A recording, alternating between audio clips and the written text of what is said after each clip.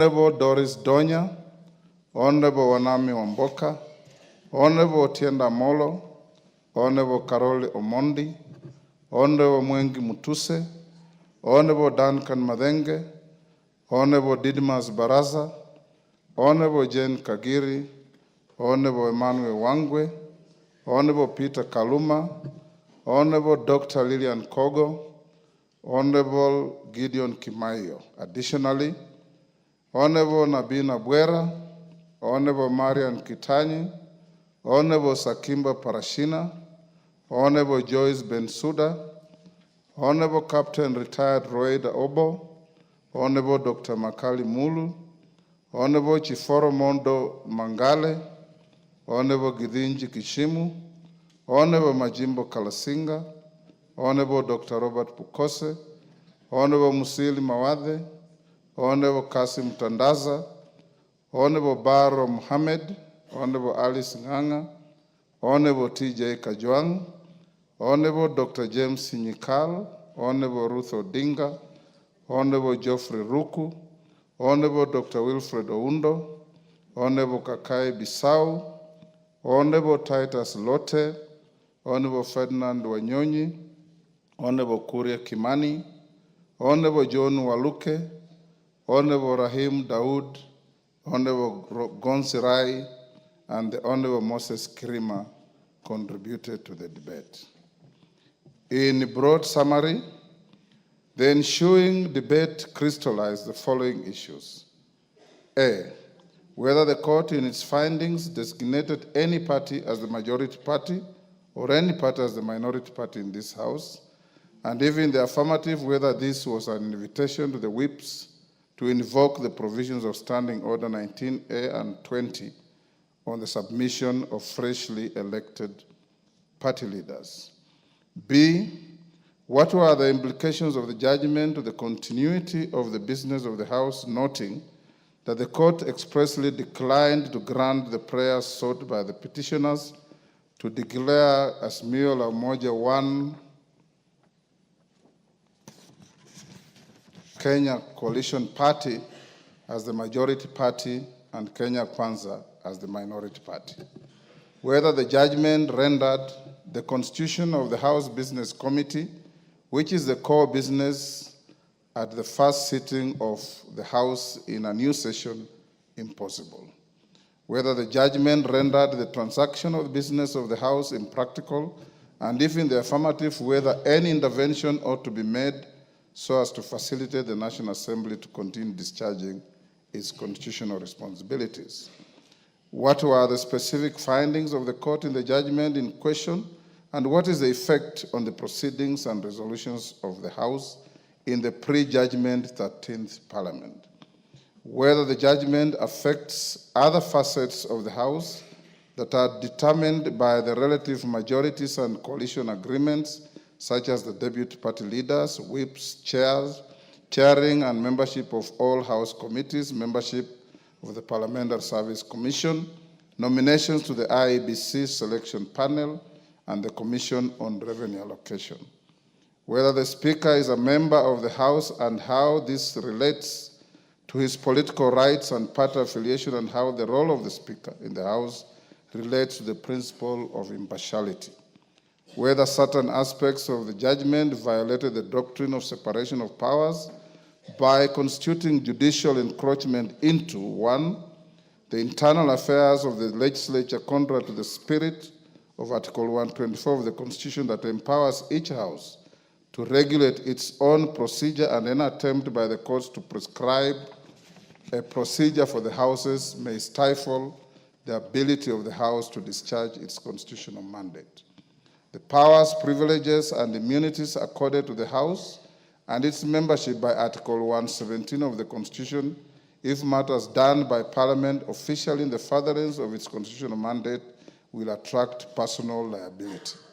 Members at the bar, take the nearest seats.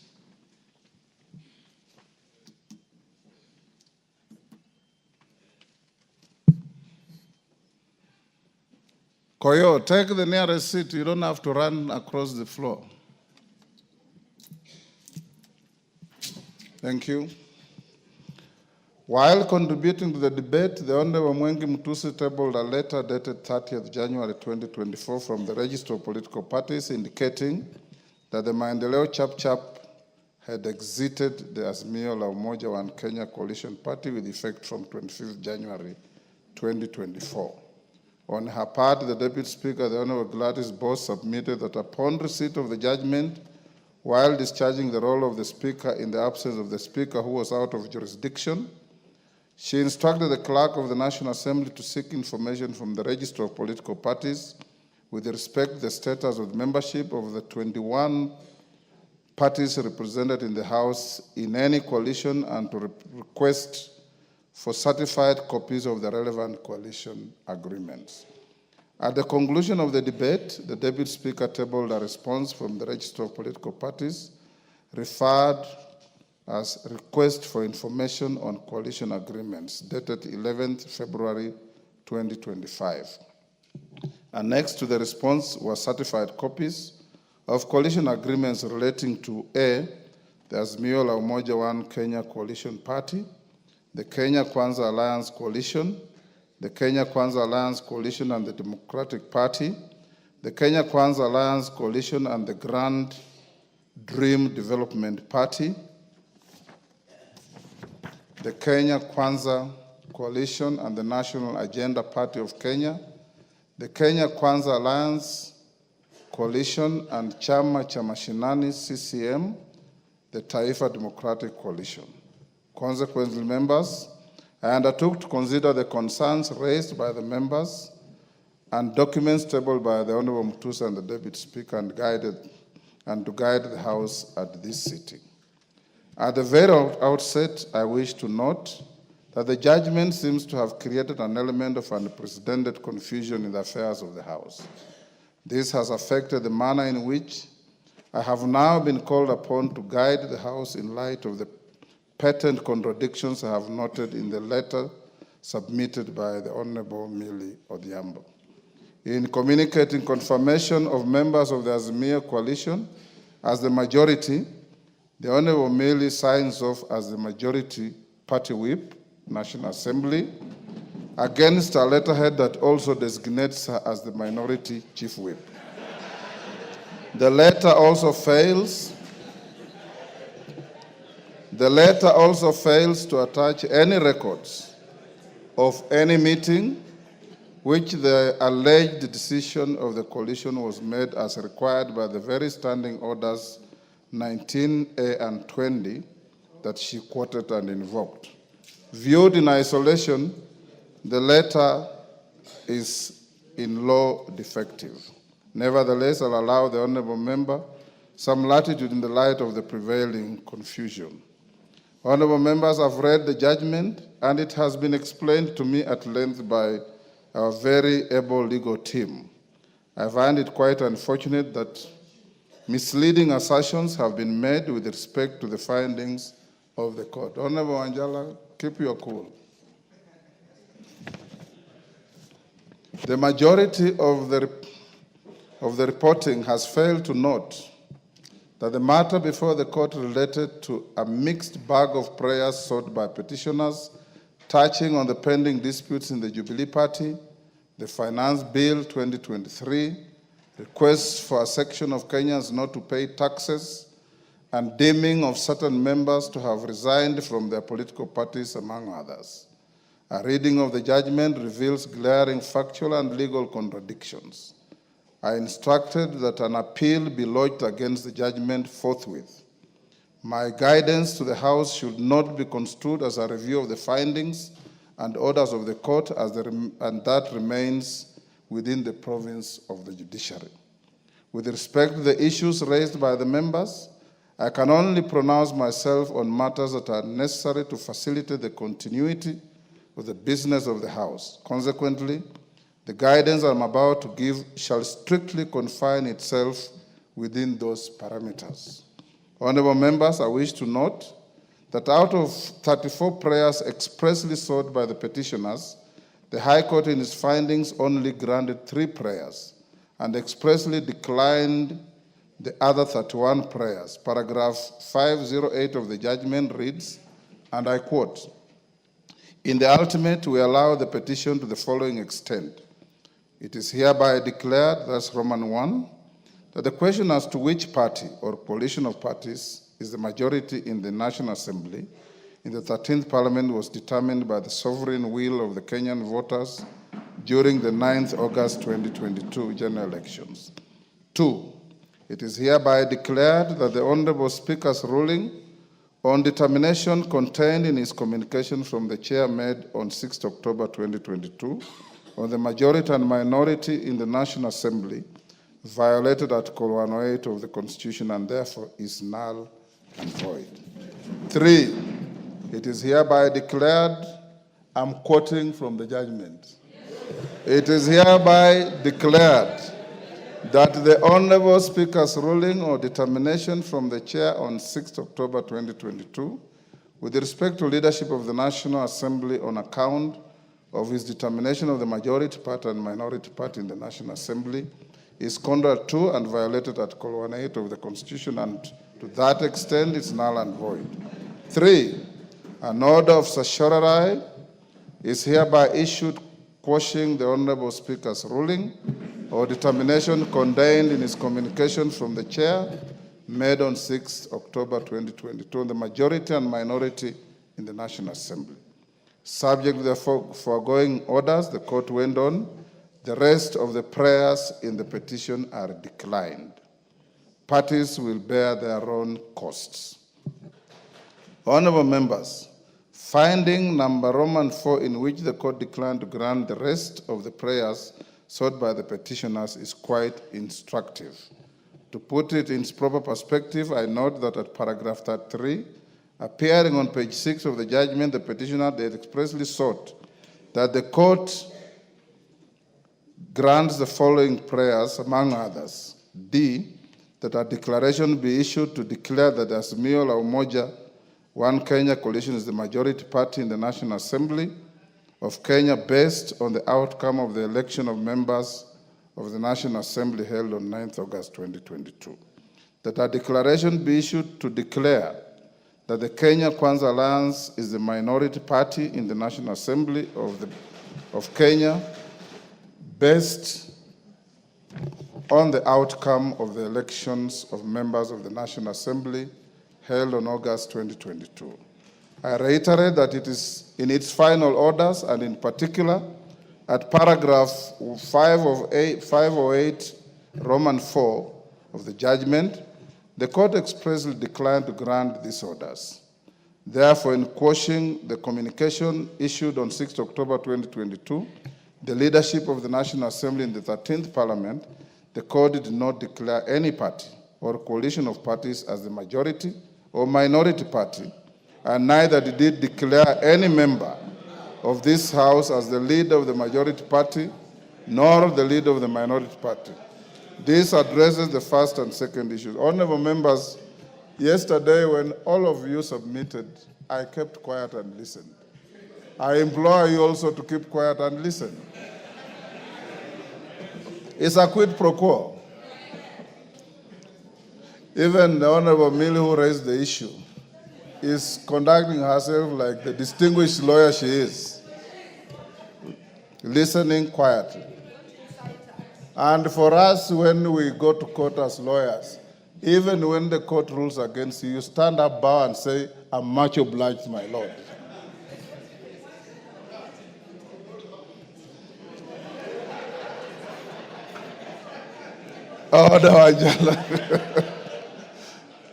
Moving on, honorable members, in its first finding, the High Court cryptically held that the question as to which party or coalition parties in the majority in the National Assembly in the 13th Parliament was determined in August 2022. Whereas the finding of the court is a statement of fact and of law as prevailing on the 9th August 2022, the nagging question as raised by a number of members is whether the law contemplates this determination of the majority and minority parties to be static throughout the subsequent days of a term of Parliament. The Constitution itself enumerates several avenues in which the number of parliamentary seats secured by a party or a coalition at a general election can be subsequently varied. First, Article 103 of the Constitution spells out 7 instances in which a vacancy can arise in the office of a member of parliament, including death and resignation, and this can drastically affect the numbers or members of a particular party. Secondly, Article 104 of the Constitution provides for the manner in which a member of parliament can be recalled by the electorate with the result and effect on the parliamentary seats secured by any political party. Thirdly, Article 105 of the Constitution provides for the manner in which the High Court can nullify the election of a member of parliament with the result and effect on the parliamentary seats by any political party. Fourth, Article 108 of the Constitution, as further expounded in the Political Parties Act, acknowledges the formation and existence of coalitions which, when varied through post-election agreements, have a result and effect on the parliamentary seats associated with a political party or coalition. For instance, apart from the dynamic complexities that we have witnessed around the composition of coalitions since the last general election, honorable members are also aware of the current existence of 3 vacancies in the office of members of parliament with respect to Banisa constituency, Magarin constituency, and Ugunja constituency. A further vacancy exists with respect to the nomination slot vacated by the Honorable John Badi. How is the House meant to treat a change in its relative majorities arising from the current existing 4 vacancies? Honorable members, to my mind, all the cited scenarios create avenues for the exercise of the sovereign will of the people to determine the majority and minority in the House. By quashing the guidance that I gave for purposes of ensuring the continuity of the business of the House, the court recreated the very same question that arose at the commencement of the 13th Parliament as to which party or coalition is the majority or minority in the House. Honorable members, the 3rd schedule to the Constitution prescribed the oath that I took pursuant to Article 74 of the Constitution before assuming office as your Speaker. Having been elected by yourselves on 8 September 2022, I swore to bear true faith and allegiance to the people and the Republic of Kenya. I undertook to faithfully and conscientiously discharge my duties as Speaker and to obey, respect, preserve, and protect and defend the Constitution. Critically, I also committed to do right to all manner of persons in accordance with the Constitution and the laws and conventions of Parliament without fear or favor, affection, or ill will. I did ask the Almighty God to help me in this crucial role and appended my signature to the physical version of the oath.